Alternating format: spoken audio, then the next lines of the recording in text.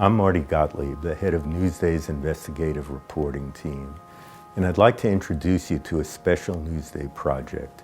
It digs deep to tell the story of Long Island's cozy, transactional political system through the uncommon life of one man, Gary Melius.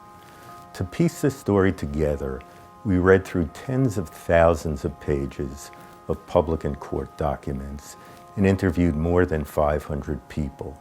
These include not only Long Island officials, but people like his high school sweetheart. Oh yeah, they were like known as, the wild guys, I don't know, they were like always like into, riding down the street, like whatever, in their car and getting, crazy and, thought they were hot stuff, I guess. A myriad of his friends and foes, and even the undercover cop behind one of his arrests more than 40 years ago. Melius started out as a street tough, but as he rose through the island's power structure, he amassed millions.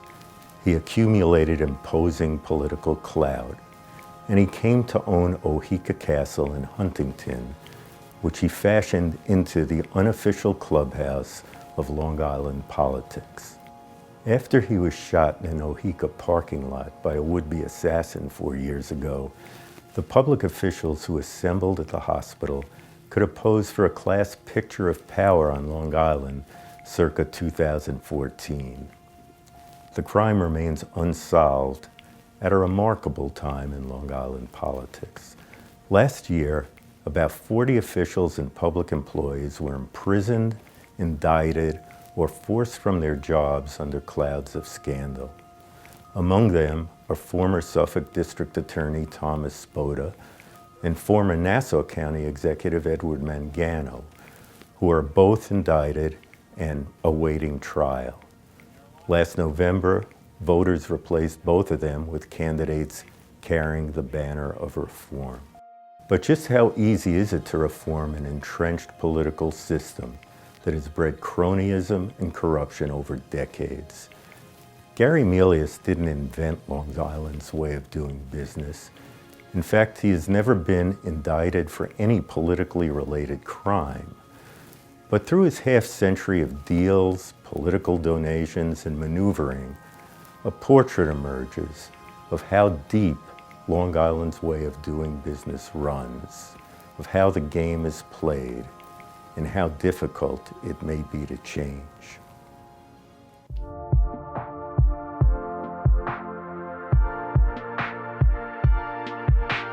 Unshackled from his criminal past, Melius started learning the Long Island system.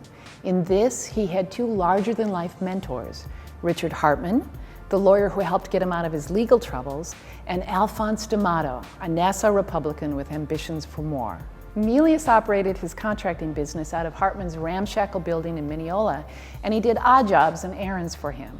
Hartman was a mathematical genius, a well-connected Nassau Republican, and a brilliant negotiator. He was revered by law enforcement because he won a string of contracts in the 1970s that made Long Island police the highest paid cops in the country.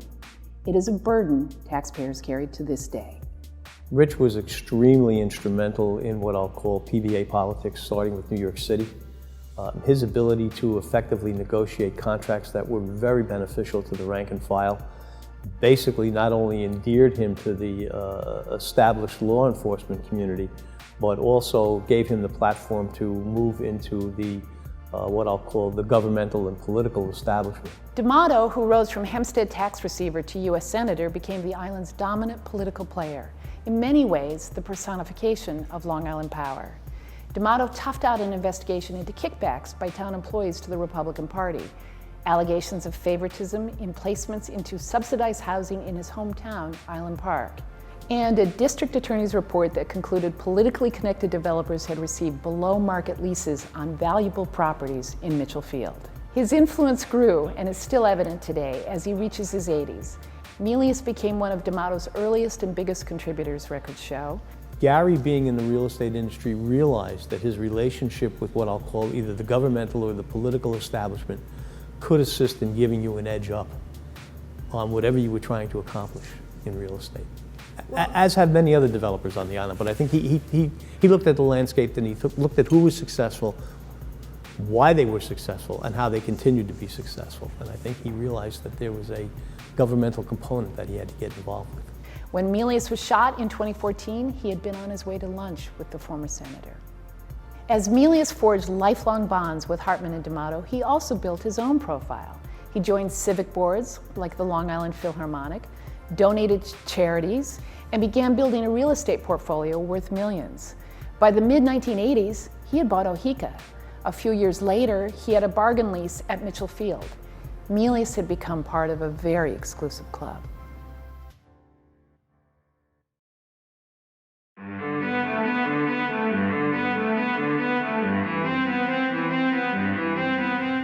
A recession and changes in tax laws left Long Island's commercial real estate industry reeling in the late 1980s and the early 1990s.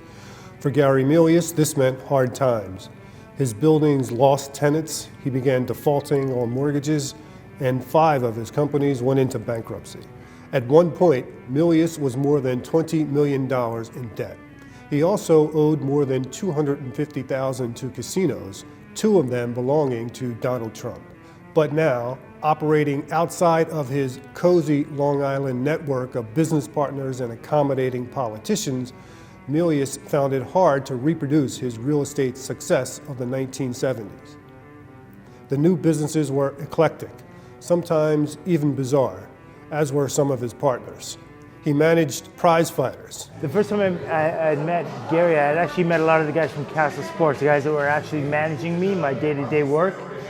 And so when I did finally meet him out of this castle, he was very friendly, very welcoming. You know, we sat down, we talked, we got along very well. Everything was really cool. And he invested in a sports television venture and a sexploitation film. There was one common denominator, though. The businesses all failed. There's a whole list of them, but there's one thing in all common with all of them: I lost my money. Melius hoped he'd finally found a breakthrough enterprise on a remote Indian reservation near the Canadian border. Working with the head of a mortgage company in Uniondale, he persuaded the St. Regis Mohawk tribe to let him build and operate a casino on the reservation. Gary wasn't liked by anybody but the people that he was close to. And no one else really knew Gary. They knew his name, but they didn't know what he was all about. You know, if you take, the average guy on the street, and they go, I know the name, but I don't know what he's doing. But the tribal council and all of their associates like Gary. You know, it's kind of like if the guy gives you a job, you kind of like him, right?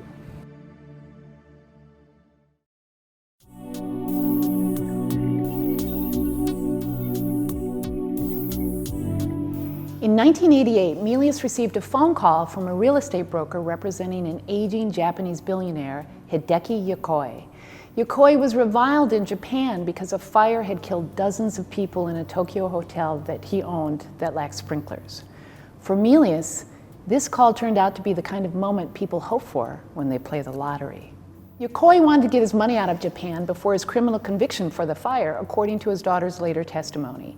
He paid Melius $22.5 million for Oheka, which Melius had purchased for about $1.5 million 4 years earlier. The deal even allowed Melius to live there as the castle's caretaker. He bought back the castle in 2003 for $6.9 million. Melius began hosting wedding receptions, a Debbie Gibson concert, and even flea markets. The only problem was he didn't have permits for any of that, or a working sprinkler system. Huntington Town records from the time show that he was cited for things like blocked exits, inaccessible fire hydrants, and combustible debris like crepe paper used for a children's Halloween party that he held in the castle basement.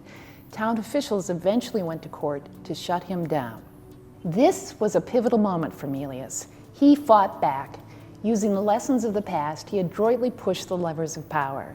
He tried to crush his opponents, even suing one vocal neighbor for libel. I've always tried to get along with the neighbors, including here. I'm here 27 years. Have not one fight with my neighbors. With the Civic Association, I had a few neighbors, but you can always have anybody, no matter what you do. And he was a major contributor to local politicians. Well, it's the ability to say, look, I'm running for office, so since everybody else is doing it, maybe what I'll do is I'll throw my fundraiser at Oheka. By doing the fundraiser at Oheka, I'm ingratiating myself to Gary. Politics, perception is reality. So why not capitalize on it? And I think he's done so extremely effectively. He also launched a charm offensive that helped transform his image from a divisive figure to a champion of historic preservation. And he hired a savvy and connected local lawyer who invented a new zoning category that applied only to Oheka. It allowed Melius to operate the castle as a business, basically legalizing much of the activity that had caused Huntington officials to try to shut him down. In December 1997, the town board unanimously approved the new zoning, dramatically changing Melius's fortunes. There were restrictions on what he could and couldn't do, but over the next few years, without any public fanfare, virtually every important restriction was eliminated or eased. Melius had made the transition to major league player. He had succeeded in working the system.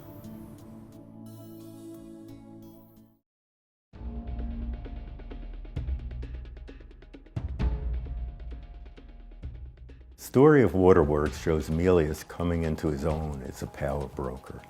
He'd owned the Waterworks, an abandoned 19th century pumping station in Freeport, for 2 decades, and it had become a money pit.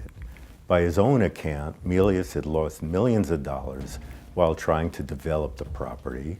His attempts to sell it had failed, and he was battling Freeport over it in court. In 2009, Melius put his pocketbook and his political weight behind the election of a friend and ally, Andrew Hardwick, to the mayor's office in Freeport, and then cemented his ties to the newly elected county executive, Ed Mangano.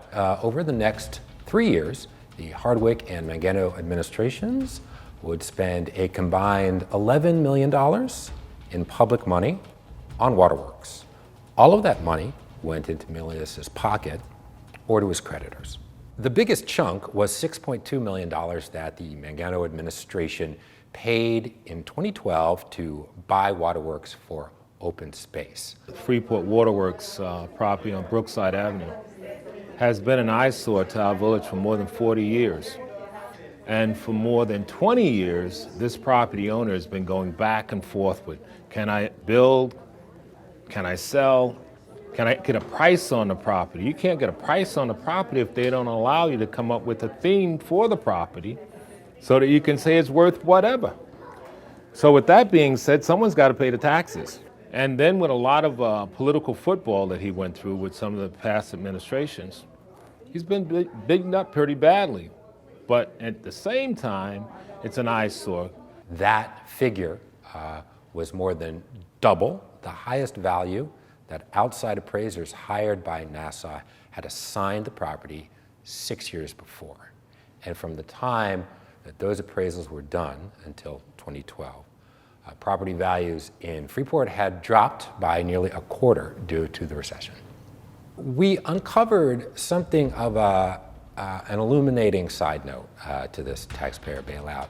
In the summer of 2009, Freeport's village attorney, Howard Colton, went to police to say that Melius was using threats to pressure him into settling a lawsuit over Waterworks.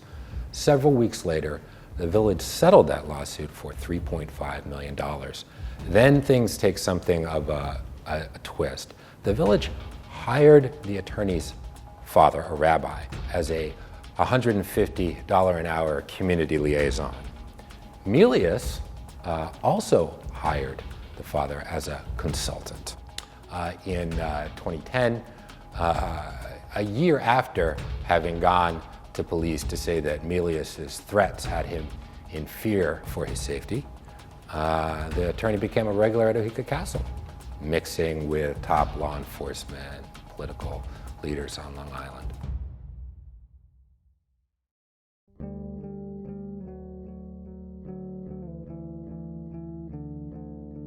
I felt like I was public enemy #1, like I was a terrorist or something, the way they was treating me. Like cavity search, strip search.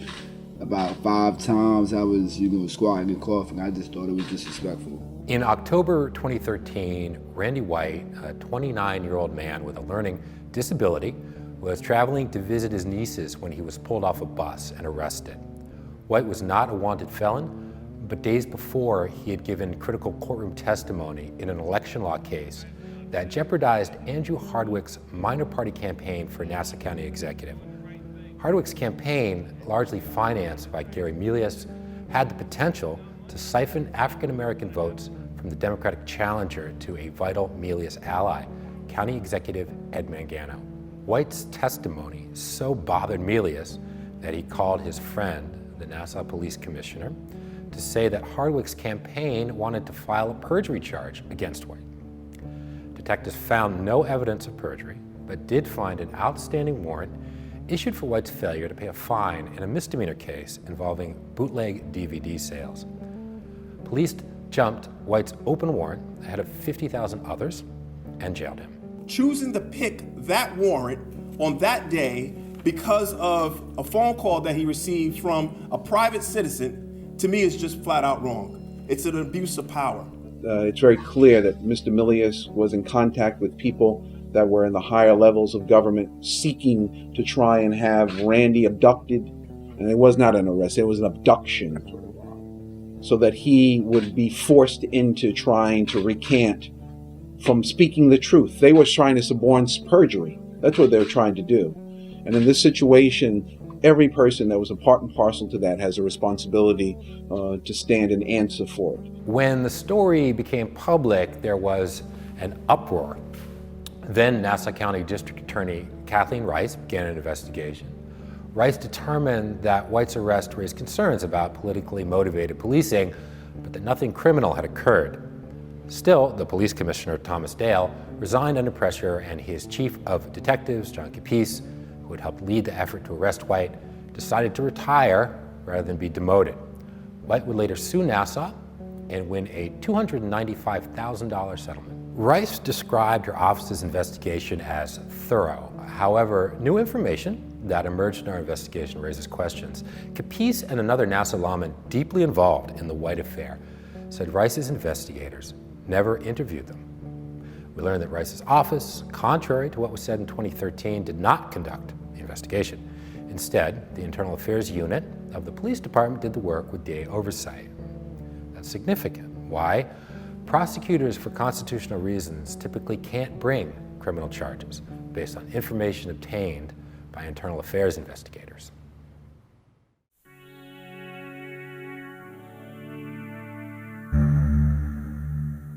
Anthony Weiner and Huma Abedin were married at Oheka Castle in a ceremony conducted by former President Bill Clinton. John Gotti's grandson got married there too. Taylor Swift and R. Kelly are among the entertainers who've shot videos there. Gary Melius has turned the mansion into Long Island's unofficial political clubhouse. There, top office holders regularly have mingled with judges and police and business leaders. They've smoked cigars and sipped expensive scotch at Super Bowl parties, poker games, and lavish celebrations. We'll also pose a few lingering and important questions. There's a $100,000 reward now to get information to solve this crime and bring to justice who was responsible. Saturday is the 4th anniversary of Melius's still-unsolved shooting, which took place in the shadow of his greatest success. He says his life is in tatters and that his doctors won't let him smoke, drink, or drive. Plus, Oheka is in foreclosure proceedings. Melius has always pushed through adversity with defiance and resilience. Will he this time? More important, though, is the question posed by his life inside the entrenched political system that nurtured and sustained him, the substance of Newsday's examination.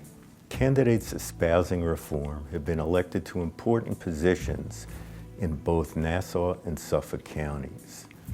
But how possible is it to fundamentally change a system so rooted and so rewarding to all its powerful players?